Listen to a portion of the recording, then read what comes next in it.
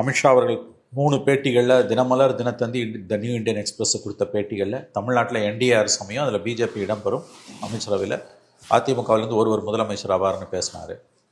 ஆனால் எடப்பாடி அதுக்கு தொடர்ந்து பதில் இல்லைன்னு சொல்லிட்டு இருந்தார். இந்த பேக்ரவுண்டில் தான் இன்றைக்கி முதன்முறையாக மோடியை சந்திக்கிறார் எடப்பாடி பழனிசாமி, அலைன்ஸ் கன்ஃபார்ம் ஆன பிறகு.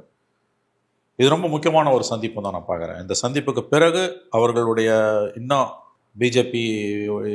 பிஜேபியுடனான அதிமுக உறவு மேலும் வலுப்பெறுவதற்கும் ஆம்பிகுட்டிக்கு இடம் இல்லைன்னு இன்னும் அதிகமாக தொண்டர்கள்கிட்ட போய் கட்சிக்காரர்களை நீங்கள் பிஜேபி அலைன்ஸுக்கு நியாயப்படுத்தி பேசுங்கன்னு அவர் சொல்கிறதுக்கு வாய்ப்பு இருக்குது. அந்த முயற்சி எடுப்பாங்க. இன்னும் அதிகமாக அவரே பிஜேபியை ஆதரித்து எடப்பாடியை பேச ஆரம்பிப்பார் மோடியோட வருகைக்கு பிறகு. ஆகவே இது ரொம்ப முக்கியமான ஒரு பயணம்.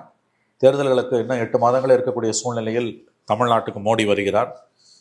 எதிர்க்கட்சி ஆளக்கூடிய மாநிலங்கள் எல்லாம் கபலீகரம் செய்து கொண்டிருக்கக்கூடிய பிஜேபி தமிழ்நாட்டில் மட்டும் காலூன்ற முடியாமல் விழிப்பிதுங்கி நிற்கிறது. இந்த மண் அந்த மாதிரியான மண்.